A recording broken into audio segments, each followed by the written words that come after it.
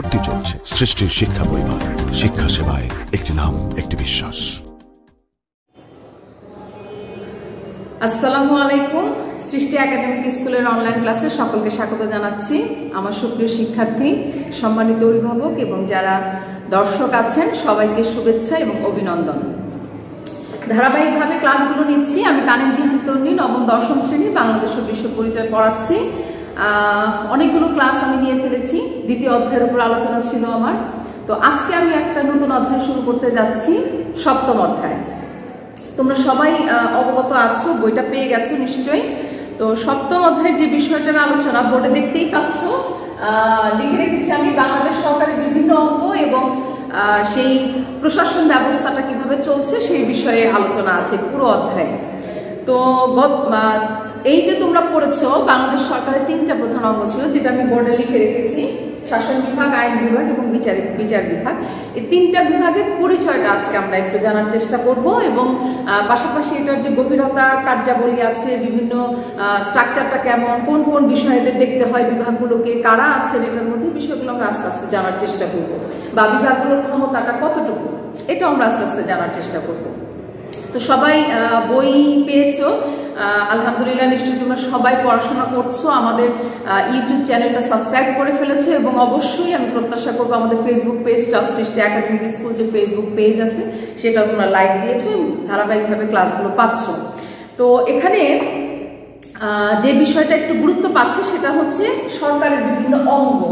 আমি যদি মানব দেহ কল্পনা করি, মানব দেহে কোন অঙ্গগুলো থাকলে আমাকে পূর্ণাঙ্গ বলবে, মানে আমি পূর্ণ মানব। যদি আমি বাহ্যিকভাবে চিন্তা করি তাহলে আমার যে হাত, পা, নাক, কান, চোখ যেগুলো দেখা যাচ্ছে বাহ্যিকভাবে বাইরে থেকে, এগুলো যখন সম্পূর্ণ থাকে, কোনো ক্ষত অবস্থায় থাকে না, তখন আমি একজন পূর্ণাঙ্গ মানুষ। ঠিক একইভাবে আমাদের ভিতরেও কিছু অঙ্গাণু থাকে, যে অঙ্গাণুগুলো যখন সুস্থ থাকে, সবল থাকে, তখন আমি একজন পরিপূর্ণ মানুষ। কিন্তু যখনই এই অঙ্গগুলোর কোনো একটা সমস্যা তৈরি হয় তখন আমি একটা মানে অসুস্থ মানুষ, অপরিপূর্ণ মানুষ। ঠিক একইভাবে আমি যদি রাষ্ট্রের কথা চিন্তা করি, সেই রাষ্ট্র কাঠামোটাও যখন সুন্দরভাবে পরিচালিত হয় এবং বিভিন্ন অঙ্গের যে কার্যাবলীগুলো আছে সে কার্যাবলী যখন ফলপ্রসূ হয়, তারা তাদের কাজগুলো যখন সচ্ছলভাবে করতে পারে, স্বাভাবিকভাবে করতে পারে এবং তারা তাদের অধিকারগুলোকে প্রতিষ্ঠা করতে পারে এবং যেই উদ্দেশ্যে তারা সেই অঙ্গগুলোর সাথে যুক্ত সেই উদ্দেশ্যটা সার্থক করতে পারে, তখনই একটি রাষ্ট্রকে পূর্ণাঙ্গ রাষ্ট্র বলা হয়। কিন্তু যখন এই অঙ্গগুলোর মধ্যে কোনো একটা জায়গায় সমস্যা তৈরি হয়ে যায় তাহলে সেই রাষ্ট্রটা পূর্ণাঙ্গ থাকে না, ওই মানব দেহের মতো অসুস্থ রাষ্ট্রে পরিণত হয় বা একটা অসম্পূর্ণ রাষ্ট্রে পরিণত হয়। তো আজকে সেই রাষ্ট্রের অঙ্গগুলো নিয়ে আলোচনা। তোমরা এখানে দুটো ছবি দেখতে পাচ্ছ। প্রশ্ন জিজ্ঞাসা করি, প্রথম ছবিটা কি যদি বলতে পারি আমার প্রিয় শিক্ষার্থীরা? নিশ্চয়ই পারবে। এটা হচ্ছে আমাদের জাতীয় সংসদের ছবি। তোমরা সবাই জানো, তোমরা বইতে দেখেছো, টেলিভিশনে দেখেছো, যেখানে আমাদের নির্বাচিত প্রতিনিধিরা যেখানে আসন গ্রহণ করেন এবং আমাদের প্রতিনিধিত্ব করেন, আমাদের প্রতিনিধি হয়ে তারা সেখানে কাজ করেন, দেশের কল্যাণে কাজ করেন। আর পরে যে ছবিটা আমরা দেখতে পাচ্ছি এটা হচ্ছে সুপ্রিম কোর্টের ছবি, বাংলাদেশের সর্বোচ্চ বিচারালয়, এবং যেখানে বলা হচ্ছে মানে ন্যায় বিচার প্রতিষ্ঠা করার একটা জায়গা। ন্যায় বিচার প্রতিষ্ঠা কোন জায়গা থেকে হবে, এটাও একটা অঙ্গ। আর এর পাশাপাশি আরেকটা যেটা অঙ্গ থাকে সেটা হচ্ছে শাসন বিভাগ। শাসন বিভাগ কি কাজ করে?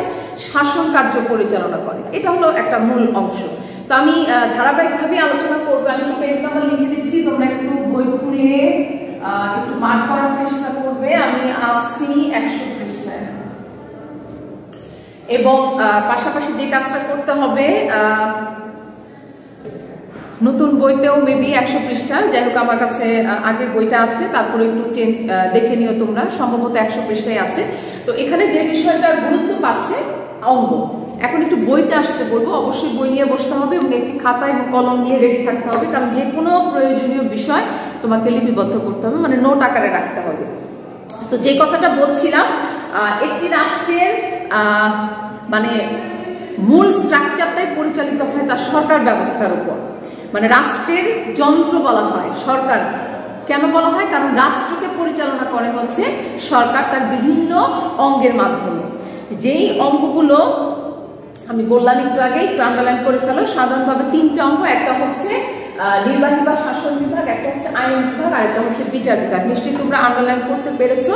এবং আমি একটু যদি ছোট্ট করে বলি, একটি সরকারে যখন এই তিনটি মৌলিক বিভাগ, তাহলে পরীক্ষা আমি আরেকটা শব্দ যুক্ত করে ফেলেছি, মৌলিক বিভাগ, আন্ডারলাইন করে ফেলেছো নিশ্চয়ই, যে প্রত্যেক রাজনৈতিক ব্যবস্থায় এই তিনটি মৌলিক বিভাগ বিদ্যমান থাকে।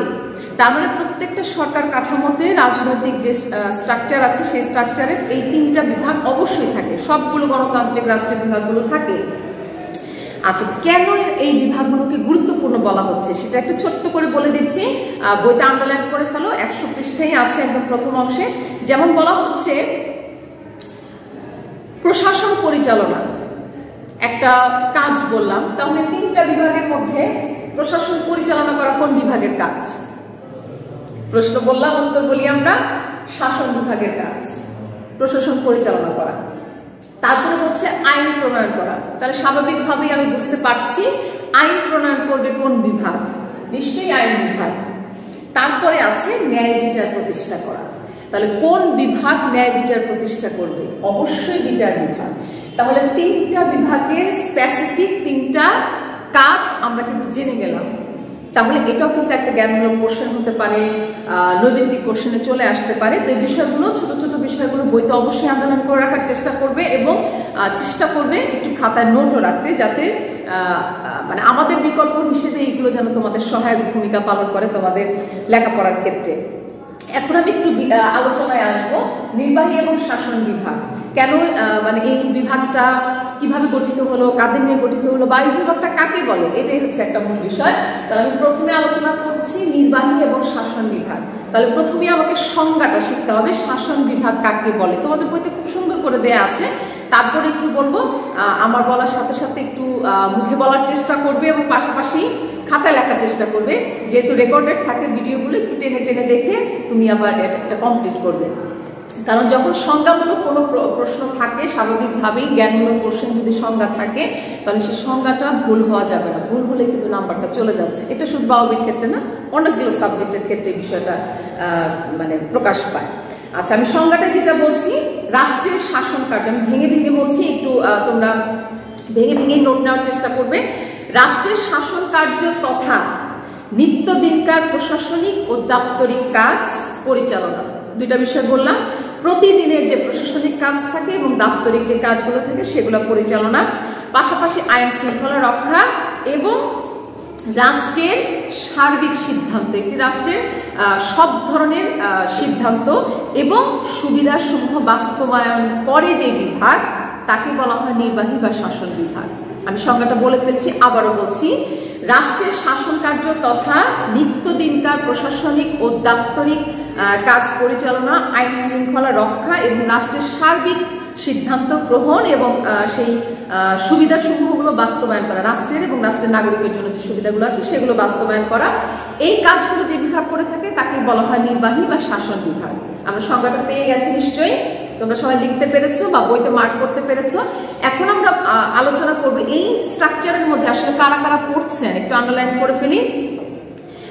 একদম রাষ্ট্র প্রধান থেকে, যিনি রাষ্ট্রের প্রধান থাকেন তিনি থেকে শুরু করে সমস্ত মন্ত্রিসভার সমস্ত সকল সদস্য, আমলা মানে সরকারি কর্মকর্তা যারা আছে, সকল সরকারি কর্মকর্তা, নিরাপত্তা এবং আইন শৃঙ্খলা রক্ষাকারী যে বাহিনীগুলো আছে সেই সদস্যগুলো, কূটনৈতিক যারা আছেন, দাপ্তরিক বিভিন্ন কর্মকর্তা আছেন, এবং এমন মানে এই শাসন বিভাগের মধ্যে একদম গ্রামের চৌকিদার পর্যন্ত যিনি গ্রামকে রক্ষণাবেক্ষণের দায়িত্বে থাকেন, তিনিও এই বিভাগের অন্তর্ভুক্ত হবেন। মানে তার মানে দেখা যাচ্ছে প্রশাসনিক ক্ষেত্রে সকল কর্মকর্তা কর্মচারীদের নিয়ে যে বিভাগটা গঠিত হচ্ছে সেটাই হচ্ছে নির্বাহী বা শাসন বিভাগ। তাহলে আমি একটা সংজ্ঞা বলেছি, এখান থেকে আরেকটা প্রশ্ন এখান থেকে আসতে পারে, শাসন বিভাগ কিভাবে গঠিত বা কাদের নিয়ে গঠিত, তাহলে আমাকে সংজ্ঞাটা এখানে লিখতে হবে এবং কারা কারা এখানে যুক্ত আছে সেই বিষয়টা চলে আসতে পারে যদি এটা অনুধাবনমূলক প্রশ্ন হয়। আমি কি বুঝাতে পেরেছি সবাইকে? নিশ্চয়ই আমার প্রিয় শিক্ষার্থীরা, আজকে এইটুকু আলোচনা করব। আরো দুইটা বিভাগ আছে, দুটা বিভাগ নিয়ে আমি একটু পরে আলোচনা করব, যে বিভাগ দুটার ক্ষেত্রটা একটু বড়। কারণ আইন বিভাগ বলেছিলাম সবার প্রথমে কি করে, আইন প্রণয়ন করে, আর বিচার বিভাগ কি করে বলেছিলাম যদি আমরা বলতে পারি, অবশ্যই বলতে পারবো বিচার বিভাগ হচ্ছে ন্যায় বিচার প্রতিষ্ঠা করে। তো এই দুইটা অংশ নিয়ে আমার পরের ক্লাসে আলোচনা, আজকে এইটুকুই আলোচনা। তোমরা সে পর্যন্ত সবাই ভালো থাকবে, সুস্থ থাকবে এবং নিরাপদে থাকবে এবং সবসময় আমাদের সাথে থাকবে প্রত্যাশা করি। আল্লাহ হাফেজ।